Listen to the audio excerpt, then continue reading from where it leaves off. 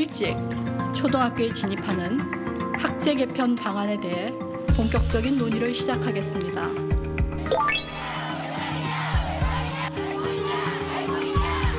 많은 친구와 지인들이 8살 자녀를 초등학교에 보내면서 휴직을 하거나 퇴사하는 경우가 허다합니다.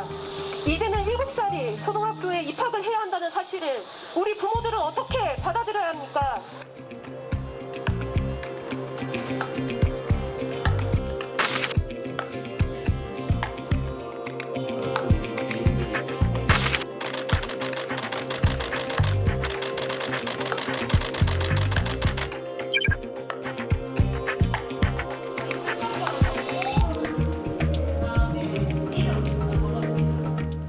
자, 요즘 이 이야기 하시는 분들이 정말 많으시죠. 일단 교육부의 박순애 장관이 초등학교 입학 연령을 만 5살로 낮추도록 하겠다라고 발표를 하자 학부모님들 상당히 강하게 반발하고 계시고요. 그러자 한도숙 국무총리가 다양한 의견을, 국민들의 불안이 없도록 다양한 의견을 청취하라고 박순애 장관에게 당부했다. 그러자 교육부도 다양한 의견을 청취해서 사회적 합의 절차를 거치겠다고 한 걸음 물러섰는데, 조금 전에 뉴스가 하나 들어왔습니다.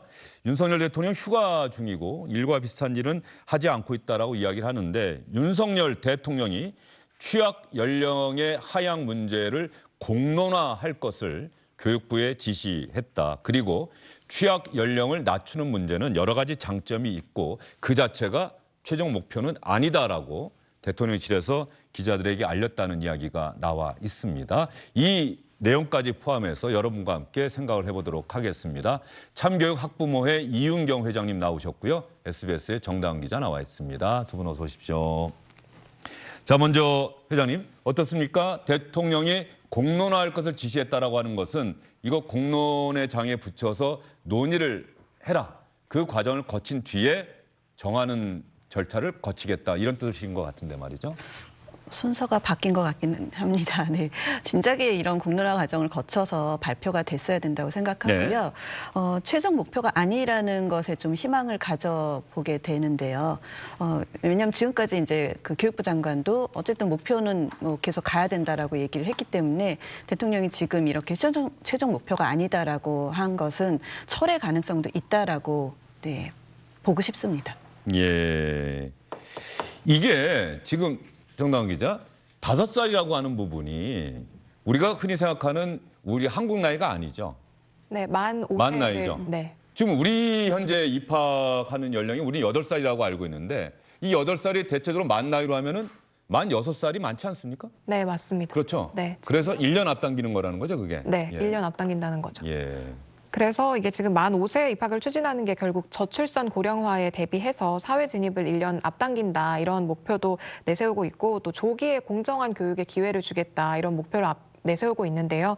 그렇게 하면서 이제 말씀하신 것처럼 이게 만 5세와 이제 만 6세가 함께 입학을 하게 되잖아요. 그러면 이게 지금 있는 교실 공간과 교원 수에서 이게 충분히 감당이 되지 않다 보니까 네. 지금 정부에서 발표한 안은 25%씩 나눠서 입학을 시키면, 그러면 지금 있는 교원의 수나 현재 그 가지고 있는 교실의 공간에서도 수용이 가능하다라고 하면서 이걸 유력한 안으로 우선 내놓기는 했습니다.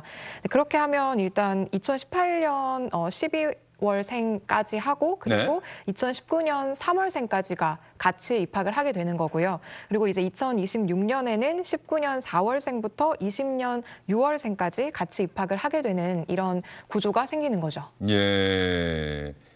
어쨌든 저걸 처음 발표할 때 말이죠. 정다은 기자가 취재를 했을 것 같은데, 처음 발표할 때 교육부에서는 제가 아까 영상을 보니까 논의를 시작하도록 하겠습니다라고 발표를 했는데, 이게 한 살 앞당겨서 만 5살부터 당장 입학시키겠습니다로 기사가 그렇게 나간 거예요?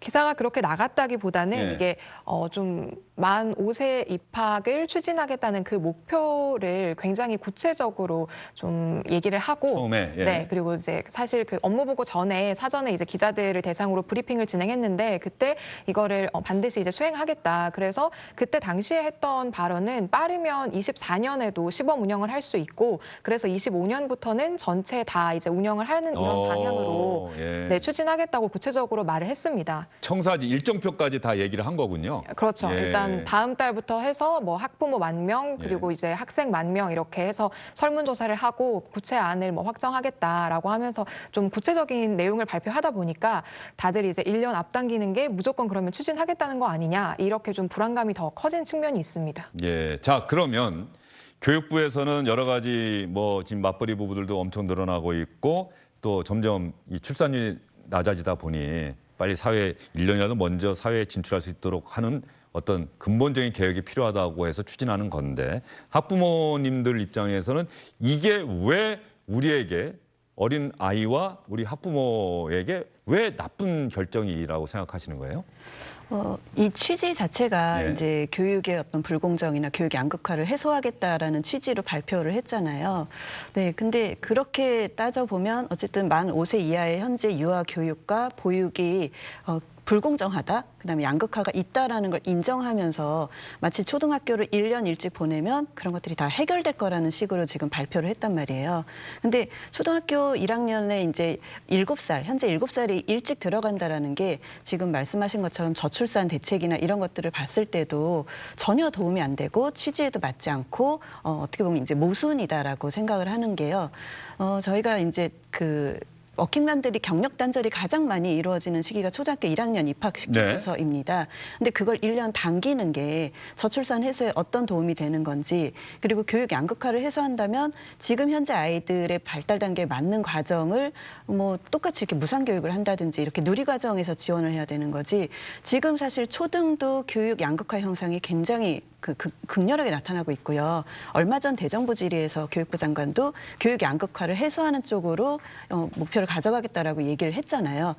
근데 이제 초등에 일찍 입학시키는 게 불공정이 해소된다라는 것들은 학부모들은 절대로 믿지 않는 거죠. 오히려 초등학교를 일찍 가면서 거기서 유발되는 사교육이라든지 왜냐하면 학교 공부를 따라가야 되는 시기가 더 당겨지는 거예요.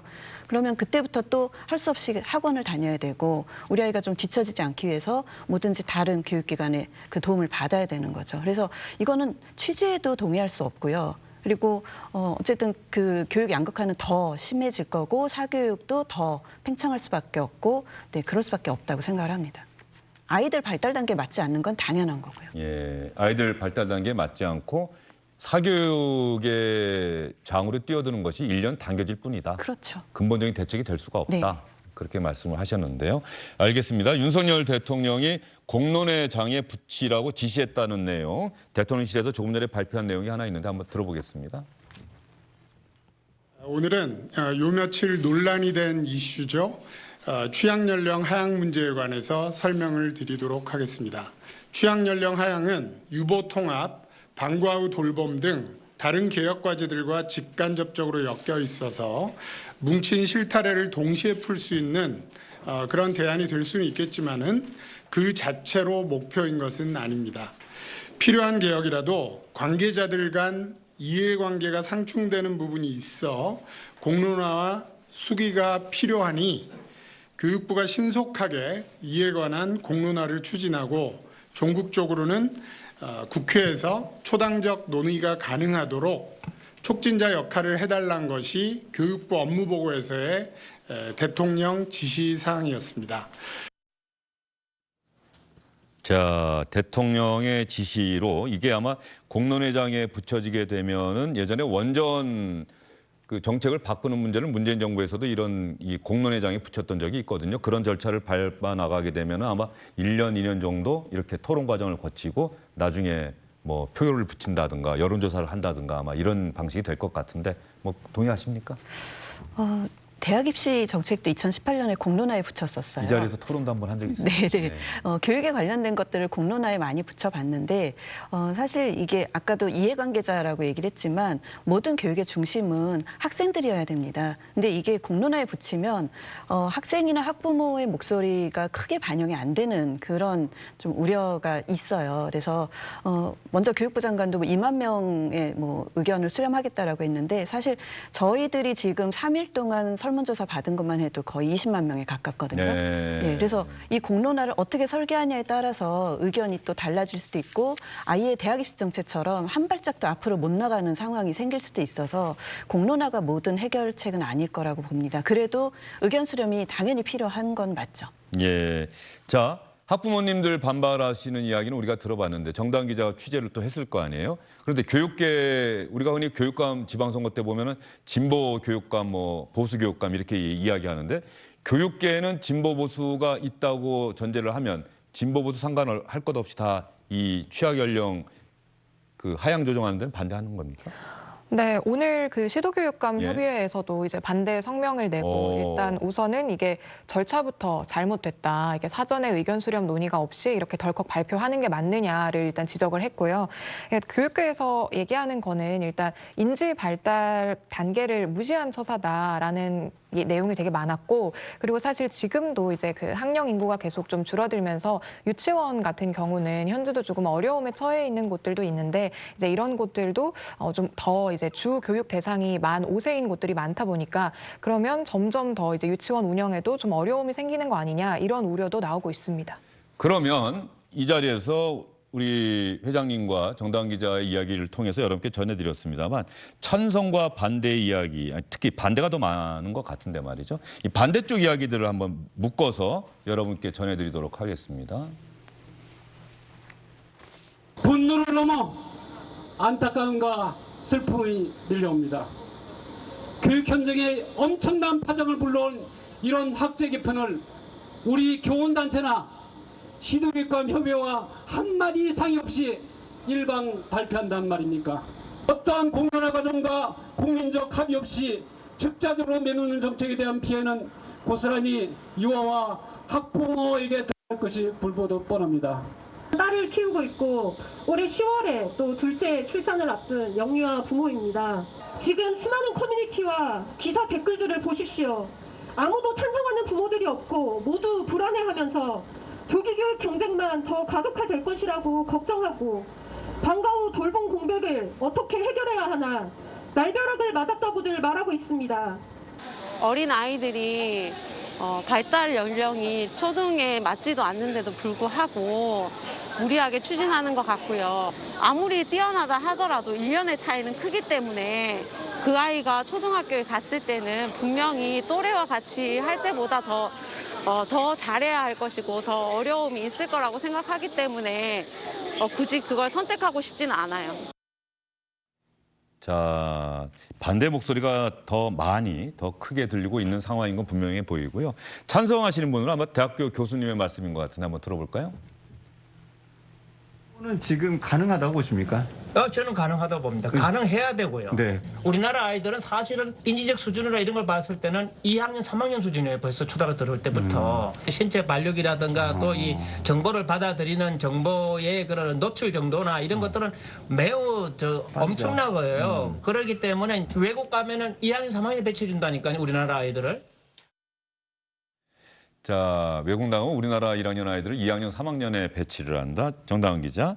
다른 나라는 어떻습니까?